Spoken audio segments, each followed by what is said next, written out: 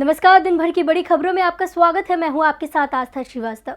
इस बुलेटिन में आज बात होगी वैक्सीन की कमी पर राहुल के सवालों की, पंजाब में कांग्रेस सरकार की बढ़ती मुश्किलों की, जानेंगे नीतीश कुमार से क्यों अपने ही हो रहे हैं नाराज, कृषि कानून पर क्या है शरद पवार का फॉर्मूला, बात करेंगे जम्मू कश्मीर के बाद अब पाकिस्तान में भी भारतीय दूतावास के ऊपर क्यों उड़ रहे हैं ड्रोन, पश्चिम बंगाल में क्यों आमने सामने आए टीएमसी और बीजेपी, और बुलेटिन के आखिर में बात बैंकों की खराब होती हालत की। लेकिन तमाम बड़ी खबरों से पहले एक नजर सुर्खियों पर।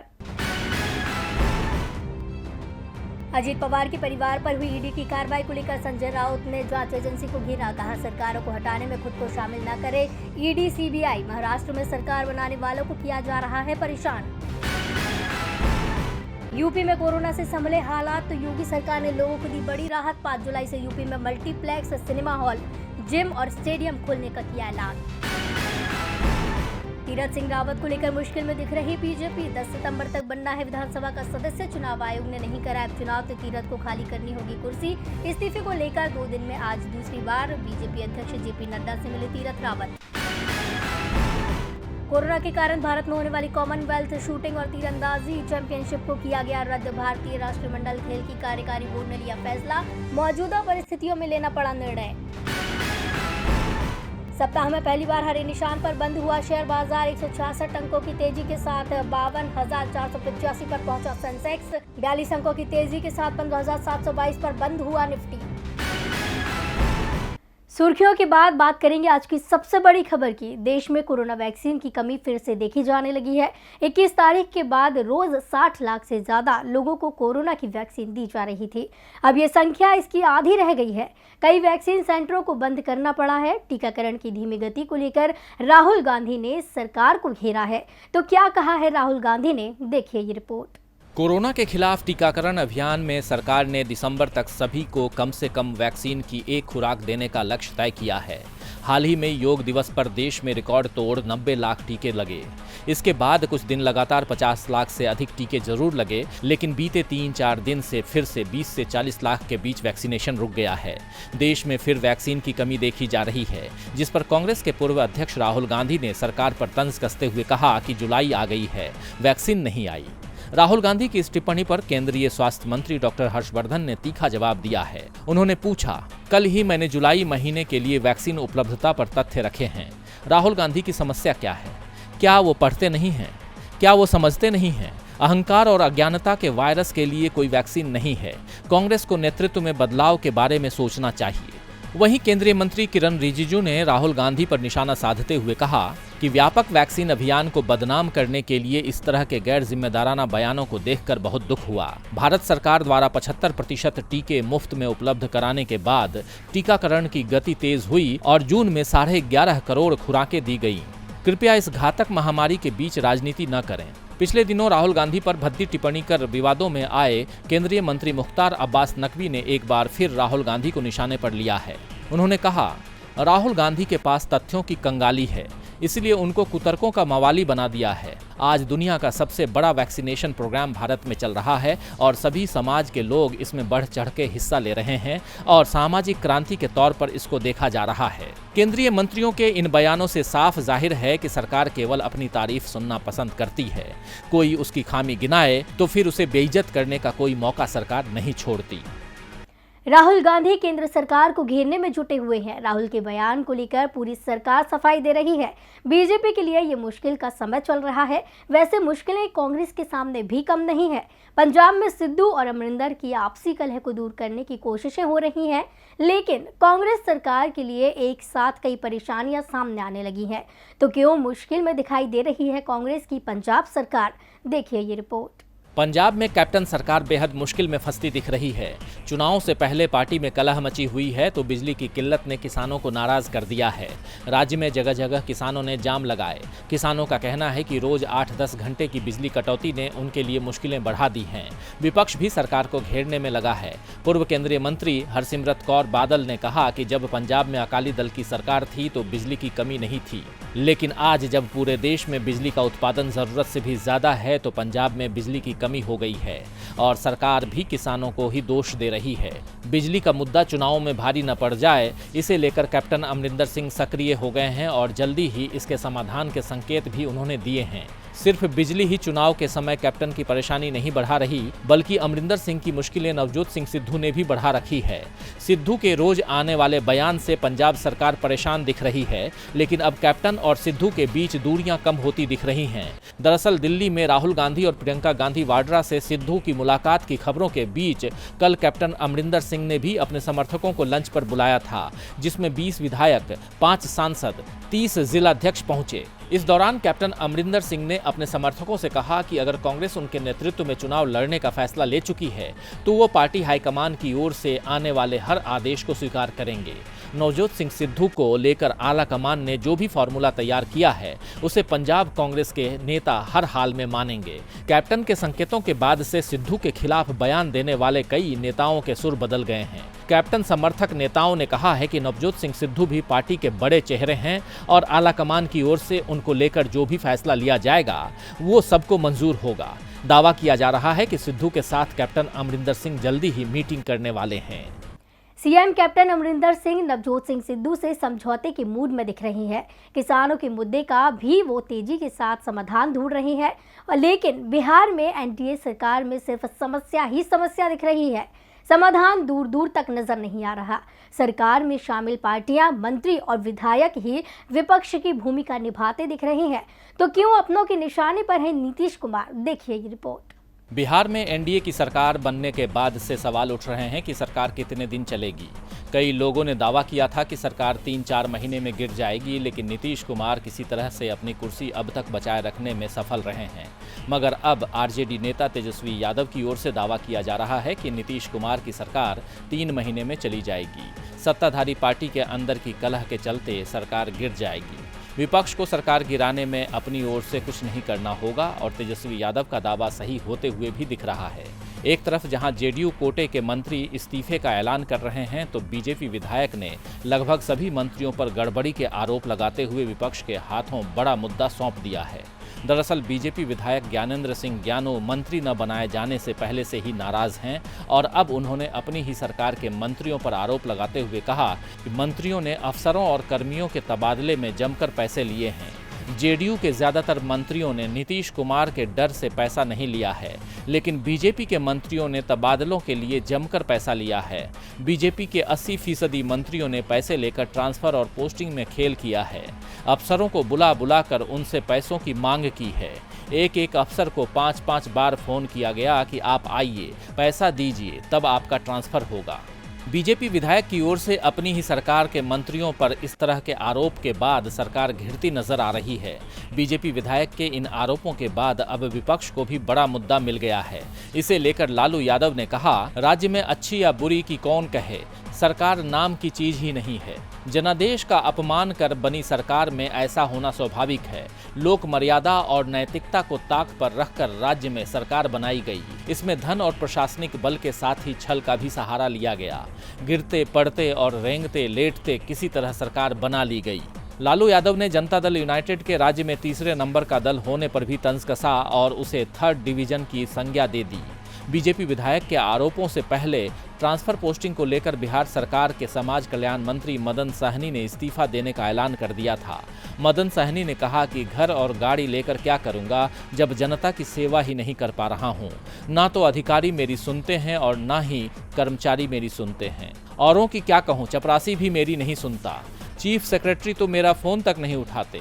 जब अधिकारी मेरी सुनेंगे नहीं तो जनता की सेवा कैसे करूंगा? अगर जनता का काम नहीं कर सकता तो मंत्री बने रहने का कोई मतलब नहीं। नीतीश कुमार की सरकार कितने दिनों तक चलेगी? बिहार में ये सवाल अब हर किसी की जुबान पर है। नीतीश कुमार ने जिस दिन शपथ ली उसके ठीक 10 दिन बाद दिल्ली में किसानों का प्रदर्शन शुरू हो गया था। इस प्रदर्शन को 7 महीने से ज्यादा का वक्त हो चुका है, लेकिन समझौता नहीं हो पाया। लेकिन अब शरद पवार ने जो फॉर्मूला बताया है उससे बात बन सकती है। तो क्या कहा है पवार ने और क्या है सरकार और किसानों की राय? देखिए ये रिपोर्ट। कृषि बिल पर क्या बनने वाली है सहमति? क्या सरकार को मिल गया है वो फॉर्मूला जिसमें किसान और सरकार दोनों की बात रह जाएगी? किसान अपनी मांग से पीछे हटेंगे या फिर सरकार जिद छोड़ेगी? ये सवाल 7 महीने से पूछा जा रहा है, लेकिन अब तक न तो सरकार अपनी जिद छोड़ने को तैयार दिख रही है और न ही किसान पीछे हटने को। इस बीच एनसीपी सुप्रीमो और केंद्र सरकार के पूर्व कृषि मंत्री शरद पवार ने कहा कि नए कृषि कानूनों को पूरी तरह से खारिज नहीं किया जा सकता। कृषि कानून को रद्द करने की जगह उस हिस्से को संशोधित किया जाना चाहिए जहां किसानों को आपत्ति है। सरकार और किसानों के बीच बातचीत पूरी तरह से बंद हो चुकी है।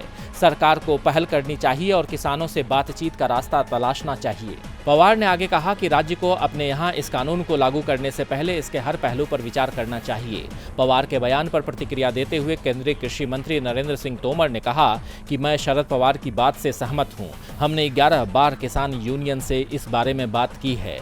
केंद्र सरकार बातचीत से जल्द हल निकालना चाहती है ताकि सभी किसान आंदोलन समाप्त कर घर जाएं और ठीक से खेती करें। नरेंद्र सिंह तोमर ने पवार के बयान का तो स्वागत किया, लेकिन सरकार को बातचीत का रास्ता निकालना होगा, इसे लेकर कुछ भी नहीं कहा। यानी बातचीत की जिम्मेदारी उन्होंने एक तरह से किसान संगठनों पर ही डाल दी। दूसरी ओर किसान नेता राकेश टिकैत ने कहा कि शरद पवार ने भारत सरकार को कहा है कि बातचीत होनी चाहिए और समाधान होना चाहिए। कुछ किसान पीछे हटे, कुछ सरकार पीछे हटे और बातचीत से इसका समाधान निकले। सरकार को बातचीत माननी चाहिए। अब देखना है कि सरकार कब किसानों से बातचीत शुरू करती है। 7 महीने से आंदोलन चल रहा है। किसानों की मांग पर विचार तो दूर, बातचीत ही नहीं हो रही है। ऐसे में समस्या बढ़ती जा रही है। समस्या इस समय जम्मू कश्मीर में भी ड्रोन को लेकर बनी हुई है। रोज भारत में महत्वपूर्ण प्रतिष्ठानों के आसपास ड्रोन मंडराते हुए दिखाई दे रहे हैं। सबसे बड़ी बात यह है कि ड्रोन अब पाकिस्तान के इस्लामाबाद में बने भारतीय दूतावास तक पहुंच गए, जिसे लेकर भारत ने सख्त नाराजगी दिखाई है। तो क्यों भारत के लिए परेशानी बने ड्रोन, देखिए ये रिपोर्ट। जम्मू कश्मीर में ड्रोन भेजे जाने की घटनाएं बढ़ती ही जा रही हैं। इन ड्रोनों का पूरा इलाज अभी भारत के पास नहीं है, जिस कारण ये ड्रोन एकाएक आसमान में दिखाई देते हैं और जब हमारे जवान कार्रवाई करने की तैयारी करते हैं तो ये अचानक ही गायब हो जाते हैं। दावा किया जा रहा है कि सीमा पार से इन ड्रोन का संबंध है। इस बीच पाकिस्तान से एक बेहद ही चौंकाने वाली खबर सामने आई है, जहां पाकिस्तान के इस्लामाबाद में भारतीय उच्चायोग के अंदर ड्रोन देखा गया। भारत सरकार ने इसे लेकर सख्त ऐतराज जताया है। भारत का आरोप है कि पाकिस्तान भारतीय प्रतिष्ठानों की जासूसी करने की कोशिश कर रहा है। इस बीच आज सुबह 4:25 पर अंतर्राष्ट्रीय सीमा पर भी बीएसएफ के जवानों ने एक ड्रोन देखा और उसे निशाना बनाने की कोशिश की। बीएसएफ के प्रवक्ता ने बताया, बीएसएफ के जवान सीमा पर मुस्तैद हैं। भारत के जवानों ने आज अरनिया सेक्टर में अंतर्राष्ट्रीय सीमा पार करने का प्रयास कर रहे पाकिस्तान के एक छोटे ड्रोन को निशाना बनाया। भारत की कार्रवाई के बाद ये ड्रोन वापस सीमा पार चले गए। ड्रोन इस इलाके की निगरानी करने के लिए आया था। पाकिस्तान स्थित भारतीय उच्चायोग में ये ड्रोन ऐसे समय में देखे गए हैं जब जम्मू कश्मीर में लगातार ड्रोन देखने के मामले सामने आ रहे हैं। वैसे ये पहली बार है जब पाकिस्तान में भारतीय मिशन के अंदर ड्रोन देखे जाने की ऐसी घटना हुई है। 26 जून को भी भारतीय मिशन के अंदर ड्रोन की मौजूदगी देखी गई थी, वो भी उस समय जब वहां एक कार्यक्रम चल रहा था। इत्तेफाक से लगभग उसी समय भारतीय सीमा में भी ड्रोन देखा गया था। इसके बाद भारत ने औपचारिक रूप से अपना विरोध पाकिस्तान के समक्ष जताया है। भारत इसे समझौते के उल्लंघन के रूप में देख रहा है। इस बीच सरकार ने भी ड्रोन की चुनौती को लेकर तैयारियां शुरू कर दी हैं। ड्रोन का इलाज क्या है? फिलहाल भारत ड्रोन के खिलाफ सिस्टम तैयार करने में जुटा है, लेकिन पश्चिम बंगाल में बीजेपी और टीएमसी के बीच जो तकरार चल रही है वो किस सिस्टम से समाप्त होगी? आज से पश्चिम बंगाल में विधानसभा सत्र शुरू हुआ, लेकिन दिल्ली में विपक्ष के नेता शुभेंदु अधिकारी गृह मंत्री से मिल रहे थे।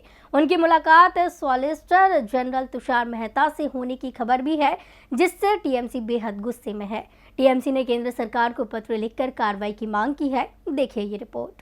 पश्चिम बंगाल में चुनावों के बाद हुई हिंसा में भाजपा और टीएमसी एक बार फिर आमने सामने आ गए हैं। भाजपा ने आरोप लगाया कि टीएमसी कार्यकर्ताओं के नतीजे आने के बाद हिंदुओं के घरों और संपत्तियों में आग लगा दी, लूटपाट की और उनका सामान लूट लिया, क्योंकि उन्होंने विधानसभा चुनाव में भाजपा का समर्थन किया था। जबकि टीएमसी का कहना है कि चुनाव हारने के बाद सत्तारूढ़ टीएमसी को बदनाम करने के इरादे से भाजपा ऐसा कर रही है। इस बीच राज्य में राष्ट्रपति शासन लगाने की मांग भी उठने लगी। इस संबंध में सुप्रीम कोर्ट में एक याचिका भी दायर की गई है, जिसमें केंद्र सरकार को पश्चिम बंगाल में 2 मई से चुनाव के बाद बिगड़ती कानून व्यवस्था के मद्देनजर राष्ट्रपति शासन लगाने के लिए निर्देश देने का अनुरोध किया गया है। और अब सुप्रीम कोर्ट उस याचिका पर सुनवाई के लिए सहमत हो गया है।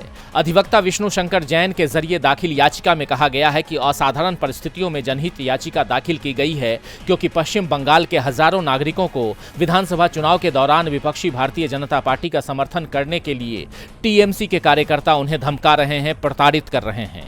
याचिका के अनुसार याचिकाकर्ता पश्चिम बंगाल के उन हजारों नागरिकों के हितों की वकालत कर रहे हैं जो ज्यादातर हिंदू हैं और भाजपा का समर्थन करने के लिए मुसलमानों द्वारा उन्हें निशाना बनाया जा रहा है, क्योंकि वे हिंदुओं को कुचलना चाहते हैं ताकि आने वाले वर्षों में सत्ता उनकी पसंद की पार्टी के पास बनी रहे। याचिका में कहा गया है कि भारत की संप्रभुता और अखंडता के लिए खतरा पैदा करने वाली बिगड़ती स्थिति को ध्यान में रखते हुए अनुच्छेद 355 और अनुच्छेद 356 द्वारा प्रदत्त अपनी शक्ति का प्रयोग करने के लिए केंद्र सरकार को निर्देश दिया जाए। याचिका में केंद्र को राज्य में हालात सामान्य बनाने में प्रशासनिक अधिकारियों की मदद और किसी गड़बड़ी से उनकी रक्षा के लिए सशस्त्र अर्धसैन्य बलों की तैनाती के लिए निर्देश देने का भी आग्रह किया गया है। न्यायमूर्ति विनीत सरन और न्यायमूर्ति दिनेश माहेश्वरी की पीठ ने याचिका पर केंद्र, पश्चिम बंगाल और निर्वाचन आयोग को नोटिस जारी किए। इस याचिका में राज्य में चुनाव के बाद हिंसा के पीड़ितों और उनके परिवारों के सदस्यों को हुए नुकसान का पता लगाकर उन्हें मुआवजा देने के लिए निर्देश देने की भी गुहार लगाई गई है। पीठ ने कहा, हम प्रतिवादी नंबर 1 भारत सरकार, प्रतिवादी नंबर 2 पश्चिम बंगाल सरकार और प्रतिवादी नंबर 3 निर्वाचन आयोग को नोटिस जारी कर रहे हैं। हालांकि पीठ ने प्रतिवादी नंबर 4 तृणमूल कांग्रेस यानी टीएमसी के पार्टी अध्यक्ष के तौर पर ममता बनर्जी को नोटिस जारी नहीं किया है। सुप्रीम कोर्ट में याचिका की सुनवाई किस दिशा में जाएगी और इसका क्या परिणाम होगा, ये तो आने वाला वक्त बताएगा। फिलहाल इससे ममता बनर्जी के लिए मुश्किलें बढ़ सकती हैं, जो पहले ही भाजपा के निशाने पर हैं। और बुलेटिन के आखिर में बात बैंकों के सामने आई मुश्किल की। महामारी की वजह से देश की अर्थव्यवस्था बेपटरी हो गई है। रोजगार से लेकर व्यापार की रफ्तार थम गई है। इस स्थिति में भी सरकार कहती है कि सब कुछ ठीक है, महामारी का ज्यादा असर नहीं पड़ा है, लेकिन आरबीआई की गवर्नर शक्तिकांत दास ने ऐसा बयान दिया है जिससे साफ हो गया है कि अर्थव्यवस्था बदहाल है, देश बेहाल है। देखिए ये रिपोर्ट। जब से देश में मोदी सरकार आई है तब से तरक्की की रफ्तार पर ब्रेक लग गया है। कामयाबी में नया रिकॉर्ड बनाना तो दूर, सरकार ने तो विकास को ही गर्त में पहुंचा दिया है। अब महामारी की वजह से भी अर्थव्यवस्था लगातार गिरती जा रही है, जिसे संभालना सरकार की बस में नहीं है। तभी तो सरकार झूठ का आईना दिखाकर ये बताने की कोशिश कर रही है कि सब कुछ ठीक है। लेकिन आरबीआई की गवर्नर शक्तिकांत दास ने साफ कहा है कि महामारी की दूसरी लहर से देश पर गंभीर असर पड़ा है। हालांकि अर्थव्यवस्था में सुधार तो जारी है, मगर नए जोखिम भी पैदा हुए हैं। इसमें भविष्य में आने वाली महामारी की लहर की आशंका से चीजों के दाम बढ़ने लगे हैं और महंगाई का दबाव बढ़ने लगा है। शक्तिकांत दास ने ये भी कहा कि महामारी का असर अर्थव्यवस्था से लेकर बैंकिंग सेक्टर पर पड़ा है। बैंक के कुल फंसे एनपीए मार्च 2021 में 7.5% के स्तर पर ही बने रहे, लेकिन अब मार्च 2022 में एनपीए के 9.8% तक पहुंचने के अनुमान है। इतना ही नहीं, गंभीर दबाव की स्थिति में ये बढ़कर 11.22% तक भी हो सकता है। तो वहीं सार्वजनिक क्षेत्र के बैंकों का सफल एनपीए मार्च 2021 में 9.54% था, जिसके अगले साल मार्च तक 12.52% पर पहुंचने की आशंका है। ये आंकड़े साफ बयां कर रहे हैं कि आने वाले वक्त में अर्थव्यवस्था से लेकर बैंकों की हालत खराब होने वाली है, यानी बैंक फिर से कंगाल बनने वाले हैं। तो आज के लिए बस इतना ही। देखते रहिए डीवी लाइव। नमस्कार।